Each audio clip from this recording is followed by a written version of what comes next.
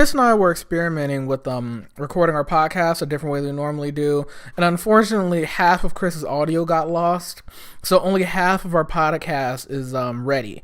So unfortunately, half of it's missing. The first half we talked about our opinions on all the superhero shows that we had seen before we dived into the Arrowverse crossover Elseworlds. So yeah, unfortunately, half this podcast is lost, but I still decided to upload the second half because we both think it's pretty fun. We talk about Elseworlds, and then we talk about a couple superhero movies.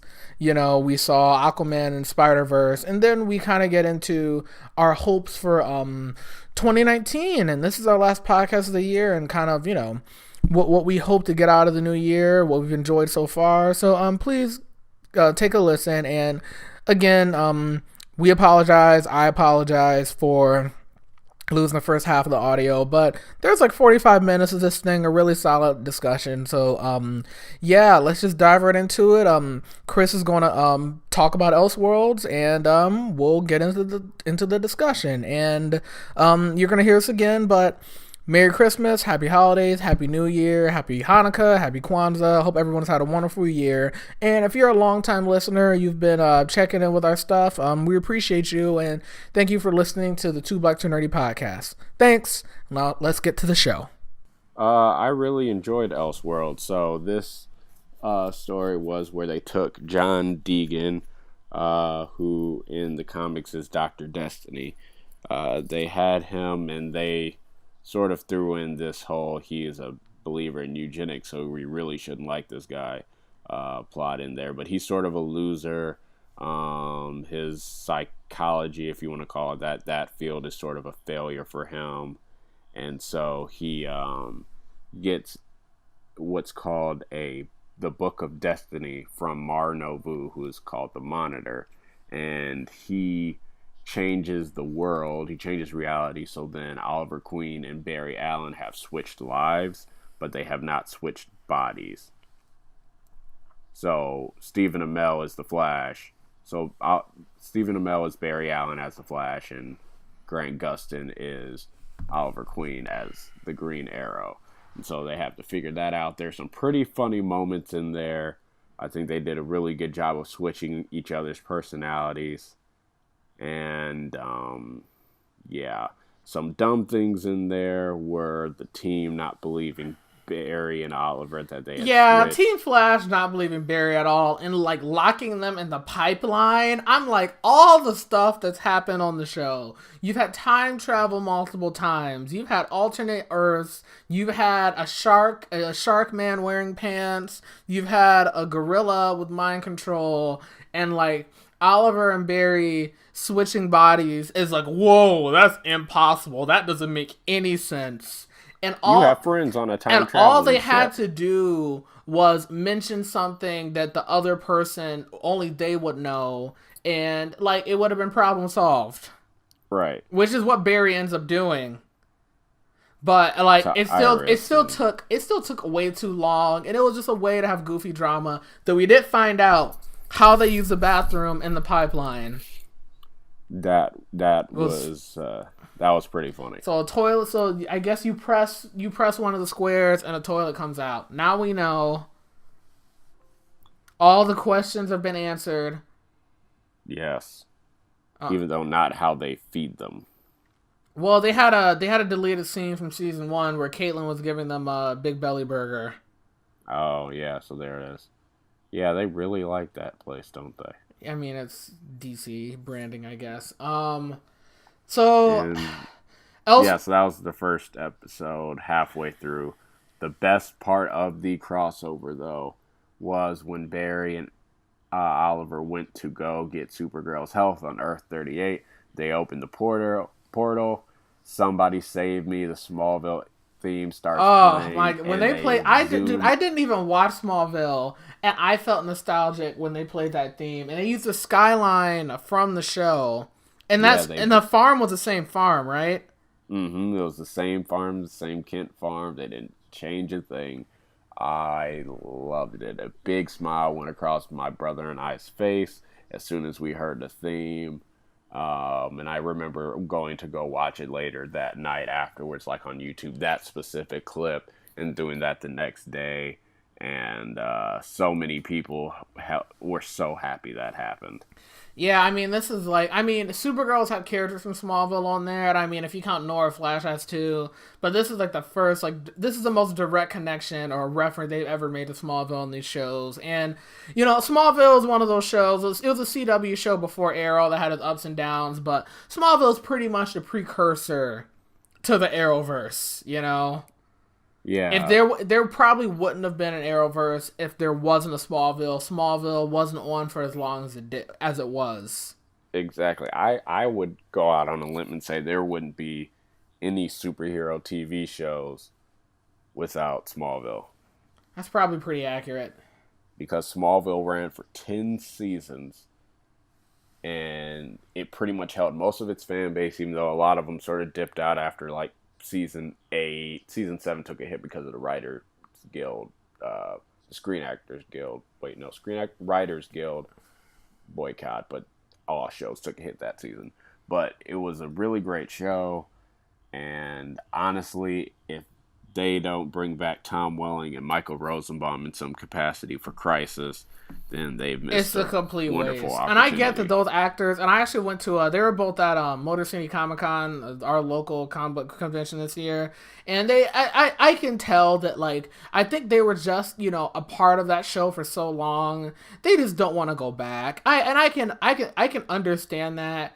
But I'm like, is it that hard to give Tom Welling some old man makeup and make him Pa Kent, you know? Well, Michael Rosenbaum said that he wants to come back, especially if it was going to do a animated series, and bring back the original cast. And Tom Welling was just like, meh. But yeah, they could. I would say they'd be able to bring him back. Well, Tom, I For know that I know Rosenbaum. He has like a podcast. He's interviewed Stephen Amell and Daniel Panabaker before, so he like knows them, you know.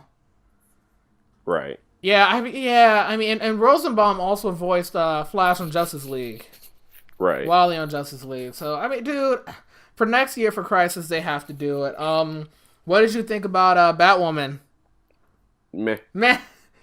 meh. She didn't do Yeah. anything. They didn't really try. Yeah, Batwoman was like supposed to be the biggest thing about this crossover, but we got way more with Superman than we did with Batwoman, I thought. Yeah, you did. And even when she was on screen, what'd she do? Yeah, Hit on Kara. yeah, I Uh, feel like she hit on Kara. She beat up some asylum people. She stopped Barry and Oliver from fighting, which I will say that scene where they're fighting each other's nemesis, I thought that was cool. yeah, that was really good. Malcolm I Merlin would got just to come think, back. yeah, John Barrowman showed up. And my whole thing with, Batwoman was that, okay, she stopped them from fighting. But if you actually showed her actually fight them instead of just like scissor kicking one and flipping the other, then yeah, you would be like, oh man, she's just this really cool character. She's a great fighter. But no, she was just there to uh, name recognition, name drop Bruce Wayne, And hit on Kara. Kickstarter pilot. That's what they were trying to do. They're that honestly was a backdoor pilot. And I think the thing that hurts Elseworlds the most is that I feel like a lot of it was they were trying to use it as a springboard for other things, right? And they're Right. obviously they want to do Crisis on Infinite Earth next year. So part of it was a setup for that. I think the whole thing with Superman proposing to Lois and Lois being pregnant. There are rumors they wanted to do a Superman show, so I don't know if that's actually going to happen. But maybe that was their idea of both of them raising John. Maybe that's what they were trying to go for. Because in the comics, Superman and Lois have a kid, you know, John Kent, and John Kent. that's a story arc. And Batwoman is probably and Batwoman is also a show that they want to launch. Possibly, I'm assuming if they end up canceling Arrow, Batwoman will replace that. So I felt like some of that was like a backdoor pilot where it's like, where'd Bruce Wayne go? I don't know. And they tease a lot of the Batman villains. So also, I will appreciate Mark Guggenheim for putting his name on one of the asylum doors. Yep. With the Batman villains, because I'm like, he probably is a greater villain. He's definitely than the Penguin and Riddler and Poison Ivy. He's definitely the biggest villain of the Arrowverse for creating Elicity. So at least the man did create Elicity, so I mean, at least he was a good sport. I'm trying to think. Dr. Destiny turning himself into Black Suit Superman, I thought it was fine. I thought it fit. Yeah, if you're going to turn yourself into a superhero, you would pick Superman. Right. Out of anyone. And the fight between him and real Superman I actually thought was pretty good. Yeah. And I thought it funny when they crashed through a building and then someone was like, Bizarro! Yeah, I mean, they definitely didn't shy away from the Easter eggs. Gary from Legends had a cameo in the third part as the bartender. And I did like Oliver and Barry having to pretend to be criminals for a little bit. I didn't realize that Twigger just like, I have to throw up. I'm like, oh, come on, Barry. I didn't realize the Twigger twins were actual characters from DC. I think they're in Young Justice. Or were those the Terror Twins? I'm not sure. They're like cowboys, pretty much. Maybe. Oh, yeah, no. In Young Justice, they were Terror Twins, not Trigger Twins. So I thought that was, But I did, again, as you mentioned before, Flash, like, what happened to Nora? Yeah, like, she was just still in the future, I guess. I guess, maybe, yeah, whatever. But, so, we forgot to talk about the Monitor. I thought the Monitor was cool. Yeah, he was good. His presence was felt. He wasn't overbearing, because if they fought them, Lord knows, he would have just wiped the floor with them. Dude, he destroyed John Wesley's ship, Barry Allen. I don't think he destroyed him. I think he just sent him off to back to his Earth. Yeah, maybe, I don't know, maybe in a pocket dimension somewhere. I like that the Monitor was black because the Monitors in comics look black, to be honest. Yeah, ever since the 80s when they came up with them. Yeah. They've been black, or brownish. So so Mar Novu, they got the actor from Designated Survivor, who I liked. He played Mike on there. He was a Secret Service agent, so they got him on there, so that was pretty good. And yeah, I think overall they did a really good job with that. One thing, I do think they wasted John Wesley's ship a little bit, but he was exposition man. Right, but he was great for saying, "Good to see you, John. Where's your ring? There's your ring." And I was like, So I don't know if they would literally give Diggle a ring and make him Jon Stewart, or if they're just messing with that fan theory. I don't, but I did enjoy it. Or they could just have him do what John Wesley's ship did when he was on there as Henry Allen, was be like, oh, my mother's maiden name was Garrick. Be like, my mother's maiden name was Stewart. Well, I think Lynn from Black Lightning is originally supposed to be Jon Stewart's like sister. I think her name is Lynn Stewart. I'm pretty sure. Interesting. So I mean, I think that the guy who plays Martian Manhunter and Supergirl, I think he joked that they should just have a crossover with all the black superheroes. I'm for it. From all the shows, they just all go to Freeland. I'm for it. So, what do you think about, so they obviously teased Barry and Supergirl dying, and they didn't. Yeah. Oliver had to make some sort of deal with the Monitor to keep them alive.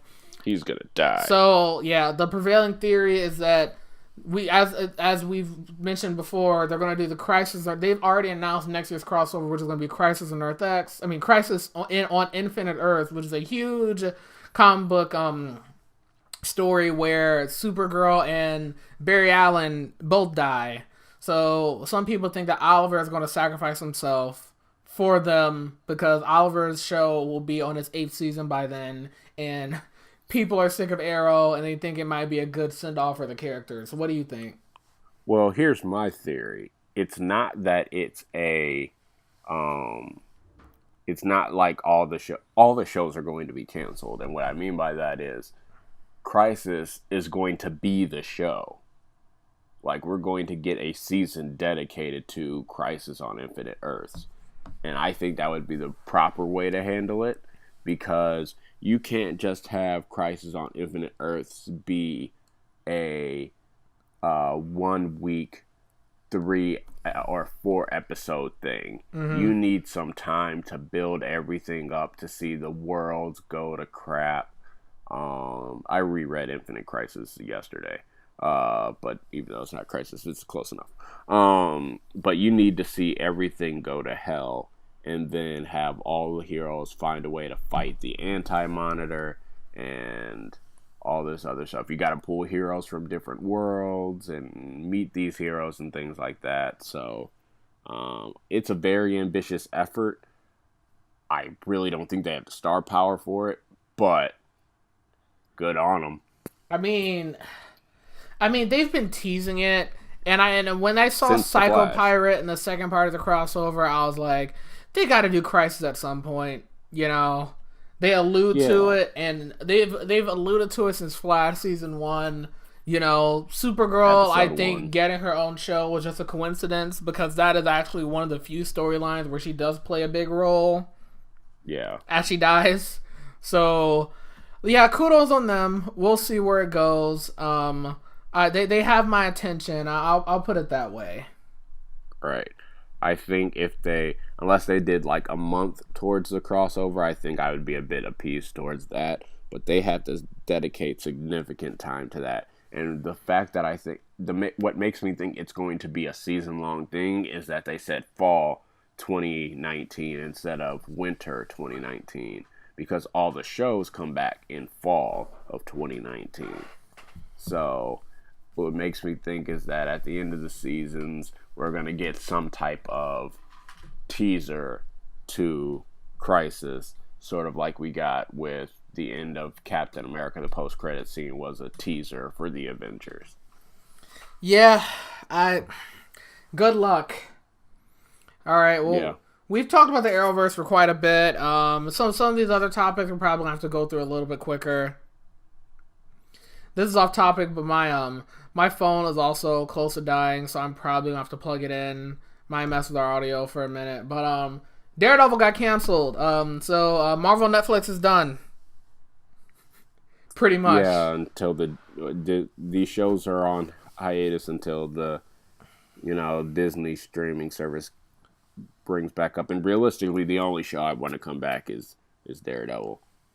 Yeah, I mean, we got another season of Punisher, another season of Jessica Jones, but I mean, Iron Fist I understood. Luke Cage, I was annoyed, but I could understand a little bit. But them canceling Daredevil after how amazing season 3 was, I mean, that's clearly Netflix just being mad at playing politics with Disney, because Disney's gonna start their own streaming service, and they might be working with Hulu as well. So Netflix is just I really do think it's just spite from Netflix, and people, and they were like, and Netflix doesn't release like the ratings, that kind of stuff.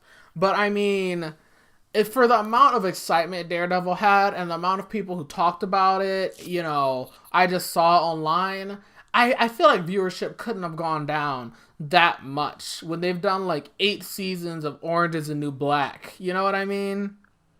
Right, but the other thing is they're paying money to do these shows, and they have to look at it, okay, it's like, all right, would we rather take this money and invest it in some other shows and hopefully be able to retain some viewers that way, or pay this money, get these viewers, and when these shows leave, we lose those viewers? Because I just read earlier today, I think, that Netflix plans to make 90 films next year, some with budgets up to $200 million. Like, that's a pretty big gamble, and honestly, they need every penny they can get for that, and honestly, yeah. The streaming wars have begun. Pretty much. It's just, sad. Marvel Netflix, I think, it was a fun era. They had their ups and downs for sure, but I mean, I enjoyed the ride. So we'll have to see what's going on. I think Disney CEO was talking about like it's possible to bring that back, those shows. And I mean, like if you couldn't bring back the shows, you could at least do like a Defender season 2 just to wrap up all the storylines and be done, you know? But I think really only Matt and Jessica are in a position to be there for Defenders because Luke is a crime boss. Danny is off who knows where. They sort of like left that as a cliffhanger for season 3. Those goofy cliffhangers. Which is cute that they thought they were going to get a season 3 with how bad season 1 is and how mediocre season 2 was. But yeah, Luke Cage was just being a crime boss. It just doesn't make sense still. But the you don't really have a show to do Defender season 2 on, and Defender season 1 was just so that do people really want that? Mm-hmm. Heroes for hire is what the people want. Give the people what they want. But yeah. I'm trying to think. So yeah, do you have anything else about the cancellation, really? No, I think we'll see Daredevil again for sure. Everyone else, who knows? Yeah, really. So we were lucky enough to go see Into the Spider-Verse a little earlier than the general public, a week ahead of time. You want to talk about that movie? Because that movie was something else. My favorite Spider-Man movie ever. Like it has been a fantastic year for the Spider-Man character. Tom Holland killed it in Infinity War. You had Spider-Man for PS4, which is fantastic, and you had Into the Spider-Verse, which was really great on so many reasons. It was a love letter to all Spider-Man fans. It was a love letter to comic book fans. And honestly, the Stan Lee cameo hurt. Yeah, no, that Stan Lee cameo was... Oh, yeah, we didn't even mention... Yeah, I mean, between the last podcast and this one, Stan Lee, unfortunately, passed away. It can be assumed natural causes. How old was he? 95, 96? He was 94. 94, okay. So, yeah, the man was 94. Created Spider-Man. He co-created countless superheroes. Thor, Fantastic Four, the X-Men, practically all of the starting Avengers. The man not single-handedly, Jack Kirby contributed a whole heck of a lot, but the man helped create comic books as we know today. Yeah, I think even from just anyone who's ever interested in any sort of creative career, whether you're a writer, filmmaker, anything like that, I mean, there's never going to be anyone that's created as much stuff or had a hand in creating as many different characters as Stan Lee. Right. No one. No, you know what I mean? So I think, just that alone, he leaves a legacy. And yeah, he had a cameo in Into the Spider-Verse, and it was a little sad knowing that that's going to be one of his last ones. I think he's got one in Captain Marvel coming up and Endgame. Yeah, yes, but his cameo in Into the Spider-Verse, so probably by the time this one comes out, the movie will have been out for what? 3 weeks maybe? 2-3 weeks, yeah, for sure. Yeah, and so it was, so spoiler alert, so one of the Spider-Men, the one played by Chris Pine, he dies, and so Miles goes into this comic book shop, memorabilia shop, and Stan Lee is the owner and the cashier, and so he's talking to him. He's like, I knew him, he was a friend of mine. And it's just like, ooh, like my heartfelt emotions, and it's not expecting that. Yeah. I mean, that was. I agree, and it was almost like weird, like a version of the movie's been out for a while. If you're listening to this, a version of Spider-Man dies in that in the movie, which is accurate to Miles' origin, and Stan Lee died in real life, and you're just like, this has just made it extra sad. Yeah, and I wonder once that happened whether they're just like, ooh, that's gonna leave a mark. But as far as the movie itself, Kingpin was ridiculously huge. Kingpin was humongous. I'll just go over the things I like, and you can agree or disagree. So Miles' origin was pretty accurate. Yep. I liked he had issues with his dad. He had the relationship with the uncle that ended up being a supervillain, which I thought was great. Yep. He had to, every Spider-Man has to lose someone, so I enjoyed that. We lost Spider-Man and his uncle. Old Peter Parker was great. It was nice to see the dynamic with him and Miles, as you have, a younger Spider-Man that's just starting out versus an older Spider-Man that's kind of given up and wants to quit. It also helps to make the movie, I think, relevant for all ages, Yep. It stops it from being like just an origin story, because this movie this movie has you going in thinking like Spider-Man's origin. He gets bit by a spider. Uncle Ben dies, all that kind of stuff. So they don't have to waste time kind of giving you stuff you should know already. Did you like the other Spider-Man? Yeah, I thought they were all pretty great in their own way.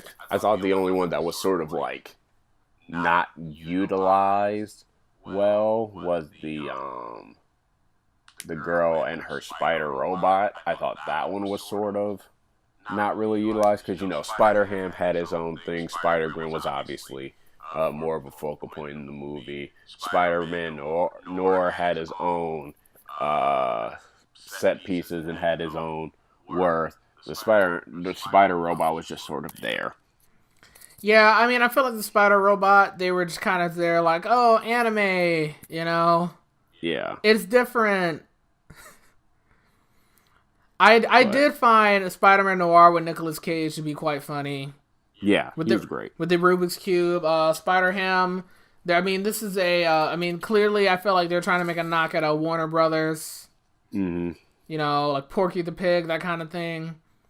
Yeah, and I mean, I remember the Spider-Ham character from comics. I want to say when Marvel did their like Marvel Universe 2 before they did the Ultimate Universe, where they did pretty much like all the kids of like the main hero. So you had Spider-Girl, who was Peter Parker and Mary Jane's daughter. You had Hulk's kid, Juggernaut's kid, Wolverine's kid. You had a whole bunch of kids. But I thought it was all pretty good. That I remember, like he would have like the side comic at the end. But he was a gag character. Mm-hmm. Literally, that's what he was, pulling out the hammer and hitting people with it. I think it was great. Great version of the Green Goblin, Shocker, Scorpion, all interesting takes on the characters. Kingpin was pretty good. His motivations not all that dissimilar from the motivation of Kingpin in Ultimate Spider-Man or in this iteration of Kingpin and Daredevil. About family and wanting to get his family. So it was really good, heartfelt. I think it'll get a lot more people into the Miles Morales version of Spider-Man, which is good. They're already planning spin-offs for a lot of the side characters, a lot of the side Spider characters. Even though I want it Into the Spider-Verse 2 focused on Miles, and then you can have these other spin-offs as well, but whatever. I'm just a dreamer. Yeah. I really enjoyed the art and animation. Yeah, it was great. It was a comic book come to life. It was a So beautiful. It was a beautiful film. yeah, that's what I'm saying. Like it's a love letter to Spider-Man lovers, but it's a love letter to comic book lovers. I'm trying to think of anything else. And yeah, I mean, it's been a great year for Spider-Man. Great year for Black nerds. You know, we began the year of Black Panther and ended with Spider-Verse, so I'm satisfied. It's been a very good, very, very, very long year. It has been a long year. It's felt like 2 years. Hey, throwing Black Manta, getting a live action appearance at the end of the year. Black Manta was great. He hasn't seen Aquaman yet, but Black Manta was great. Yeah. Do you want to talk about the movie trailers that came out? So my thoughts for both of them could be wrapped up in a onomatopoeia and a sentence. I'm gonna go see them anyway. Yeah, I mean, the trailers can't really do much anything for me anyway. I'm going to go see Captain Marvel because I have questions that need to be answered, and same thing with Endgame. For sure. I mean, Captain Marvel. They're really trying to make Carol Danvers look like a Super Saiyan. I'll give them that. I like the spin move she did when she was fighting in space. So that was cool. As far as like her character, so I don't know a lot about Captain Marvel. So was she like a person kidnapped by the Kree and trained by the Kree, and then she goes back to Earth afterwards, but she's a human? That's what it sort of seems like they're trying to make it in this trailer. I mean, originally, Marvel, who's played by Jude Law in this one, or Judd Apatow, one of the two. I always get those two mixed up. Came to Earth, and he was, he was a Kree representative, all that, and he was sent to, like, be a reconnaissance person for the Kree, and he gets injured, and somehow, depending on which way you want to look, depending on which incarnation you're looking at it, his powers get transferred to her. Either he dies, or there's a blood transfusion, or something. And so then that's how she gets her powers. And the Rogue Victorious hers, and that's how she gets her powers. But, so then she has that iteration. In this one, I know there are some people that think she's like half Kree, half human, and that's how she gets her powers, and then she gets trained by them, or she was in a crash, and then they found her, and then, yeah. No one's quite sure. They did say they were changing the origin. But her movie only prompts more questions, like, one, where has she been all this time? Two, why did Ronan go from defender of his people to homicidal maniac in Guardians? Why didn't any of those people that he is with stop him? Or why weren't they with him in the first Guardians? Where has she been all this time again? And, if it's just leaves more questions than answers at this point. It's just like, okay, you're trying to make her this MacGuffin that's going to help them defeat defeat Thanos because she's the most powerful, but literally you should have chose a different hero or not have involved all these different characters that have been involved in the MCU so far. Yeah, I mean, they're really hyping up Captain Marvel. I don't like, people are acting like she's gonna one shot Thanos. She's just gonna one punch man him. I mean, I hope there's more of a struggle, unless there's another villain that they fight in the movie. I don't know. Yeah, I don't really get it. What are your thoughts about Endgame? That trailer didn't really show anything. It just showed people talking. So whatever, I guess. The big reveal was the trailer name, which was Endgame, and they're like, "Oh my gosh, Doctor Strange said it." And it's like, okay. So. Yeah, and the Russo brothers are just liars. They're like, no one's ever going to figure out the title for the show. And it's like, dude, for the movie. And it's like, people were literally suggesting Endgame the day after they saw it. Yeah, people were saying that for months and years, and they're like, no one's gonna get it. And it's just like, you should have just went with Annihilation. Annihilation. You should have just went with it. I would have liked Avengers Forever. Yeah, or you could have actually named it Avengers Assemble since no one has actually said it. That's true. I don't know if this is Marvel doing fake trailers again, but they in I don't know what base they're in, but they have pictures of people that disappeared during the snap, and you see Spider-Man and Ant-Man because they think he's dead. You also see Shuri, so a lot of people are upset because they think Shuri got snapped. Do you think Shuri got snapped, or you think that's just fake for them to throw people off? I mean, she could have. I feel like, though, if she got snapped, like, why didn't they show it in, Infinity War?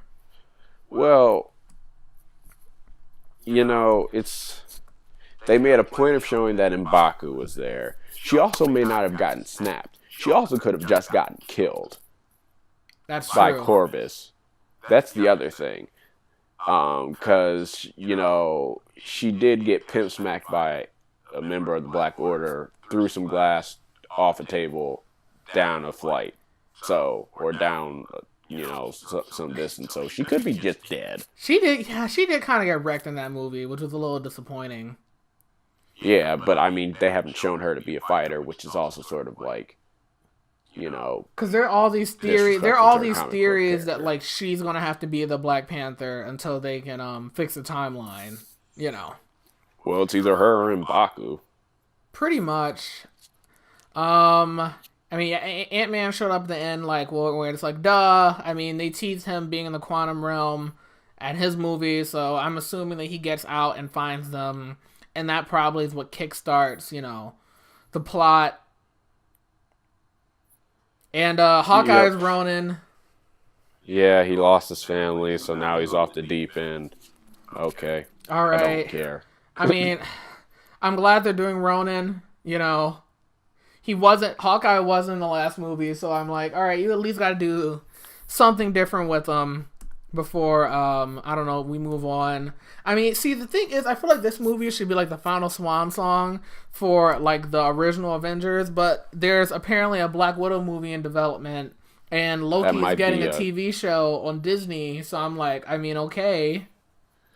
But like Black Widow, that movie is way too late. Yeah, if they did a Black Widow movie, it should have been after Winter Soldier.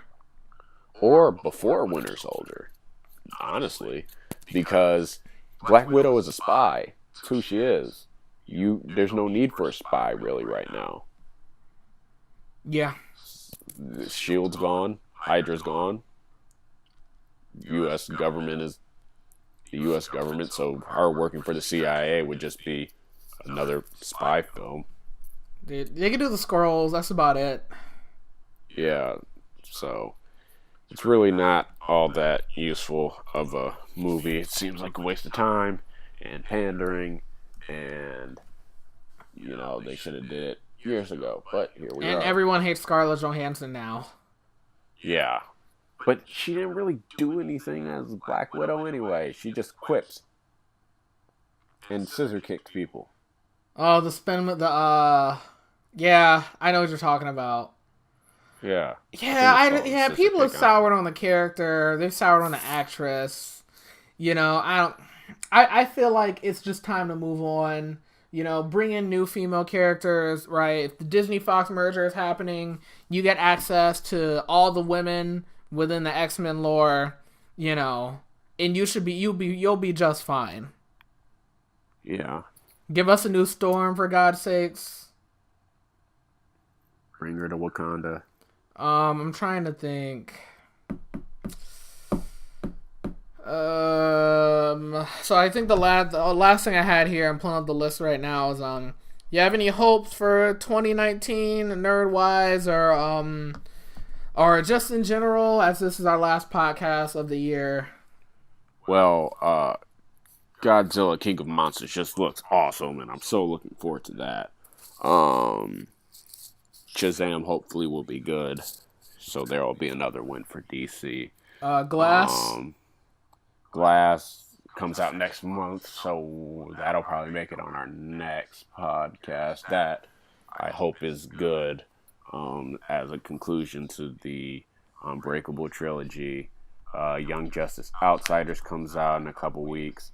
Titans finale comes out Friday. Hopefully that's good. Titans has been a surprisingly good thing this year. Let's see what else. What else comes out next year? I graduate law school next year, so that's. And then I have to take the bar. Looking forward to that. Yeah. Hopefully I pass that the first time. That's what I'm looking forward to the most. That's about it for me in 2019. But Godzilla King of Monsters, that might be the movie of 2019. Kingdom Hearts 3 comes out next month. I'm still not holding my breath. It's fine. Hey. The game went gold. Early copies have already been leaked. There's actually drama with it because somebody got illegal early copies, and I think someone's in jail right now. Because they tried to sell them on Facebook with their real name. People. You didn't think they would find you? Good job. But, I'm excited for that. I got Super Smash Brothers a couple weeks ago, and I've been enjoying that, if you're into those games at all. But Kingdom Hearts 3 is, like, the one thing I'm really pumped for that's coming out, like, super soon. And I'm sure... as long as 2018 was, I'm sure 2019 will have its surprises. Yeah, in terms of Kingdom Hearts 3, I have a PS4 now, so I'll be there with you. I'll send you some YouTube links, so remember the plot, because it's about as convoluted as you can get. Yeah, it's been a number of years since I've touched a Kingdom Hearts game, so yeah. The main villain has a team consisting of different versions of himself. That's dumb. They've brought time travel in Kingdom Hearts, and I was like, all right, you can keep that in Flash. Like it was complicated enough. The timeline, Barry. Have you seen the There have been some good memes already. The final trailer came out with like all the heroes standing. Someone photoshopped out Donald's wand and gave him a gun. I thought it was pretty funny. Oh yes, I remember seeing that. The Donald with the strap. He's just tired.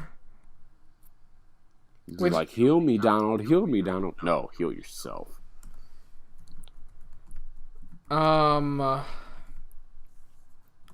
So, yeah, I don't really have much else. Do you? No, I think that's it for me. Well, thank you all for listening this past year. Yeah, I think we hope to, go strong in 2019. I like doing the podcast. I think it's fun. It's a good recap on everything. Chris, you got anything you want to say to the audience? I hope you all had a wonderful 2018, and if you didn't, I hope everything that happened has a positive side where you could have improved on the situation, and that you go into 2019 full of hope, full of love. Have a happy holidays, Merry Christmas. Hanukkah's over, I think, at this point. Happy Kwanzaa, happy all the holidays. Happy New Year. Have a happy New Year. Yep, and thank you guys for listening. And until next time, I'm Chris. I'm Chris. And this has been the Two Black Two Nerdy podcast. Number 18. Catch you later. Bye-bye.